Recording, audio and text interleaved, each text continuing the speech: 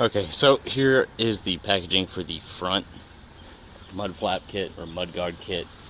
And basically the reason I picked these up is to protect, since the Kia Telluride is all plastic along the bottom trim, rocks can really chip this and dig into it, especially in the rear. So I wanted to get this to kind of eliminate a lot of those rock chips that are going to pop up around here.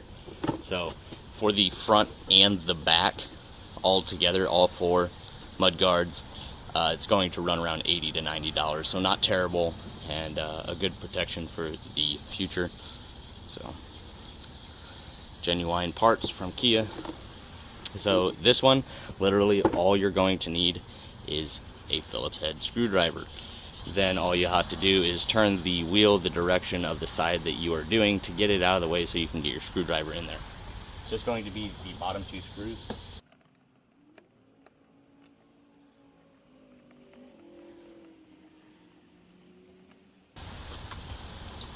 There you go.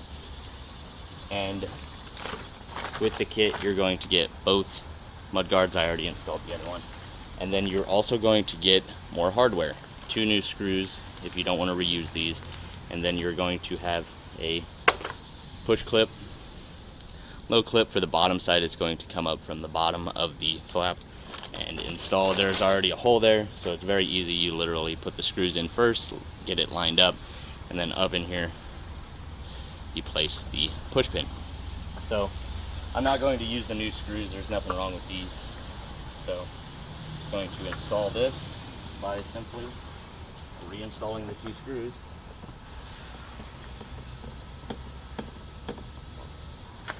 And you take your push clip, locate the hole on the bottom, and lock it in. Simple as that. Literally takes you about a minute each side.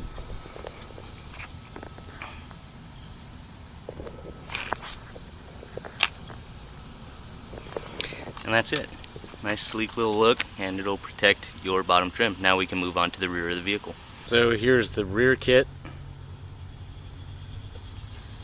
And this one is going to have a pop clip on the bottom where the fronts did not. It has a hole located for it, but there isn't actually one there, at least on mine. The rear wheel will have one, and it's going to be located right down here. You'll be able to feel it. And you may need, if you have them, either a flathead screwdriver, some needle nose pliers, or specific panel poppers. But most of the time you can get them with your bare hand. And there it is. Very easy to remove, not too bad.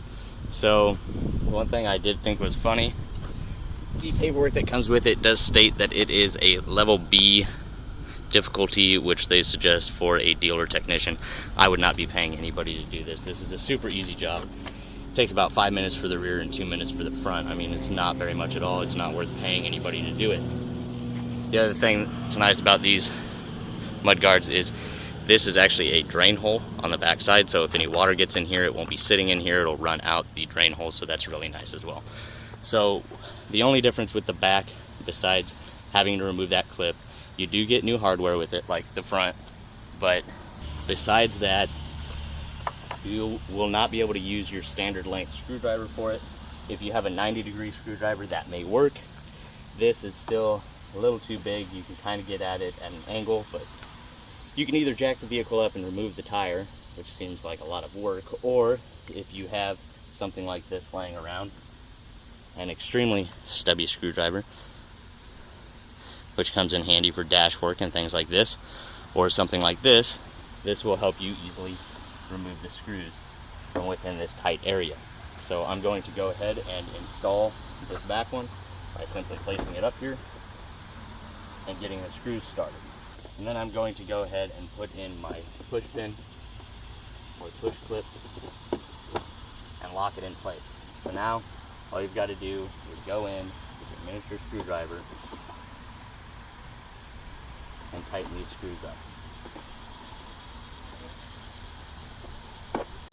So there it is, the rear mud guard installed. I like it because they're not ungodly, ridiculously huge or anything like that. It's nice, sleek, gives a good look to the vehicle, and really protects the bottom plastic trim. Same thing on this side. The fitment is really good, molded like it should be to the vehicle.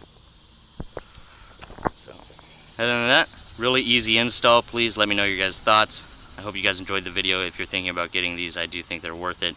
They're not too expensive. So, once again, that's how you install them. If you guys enjoyed, please make sure to hit that thumbs up. Leave a comment down in the comment section. I'll also have as many of these parts that I install on my Telluride linked down in the description for you guys underneath the Telluride link. And if you haven't subscribed, please consider subscribing. See you guys next time.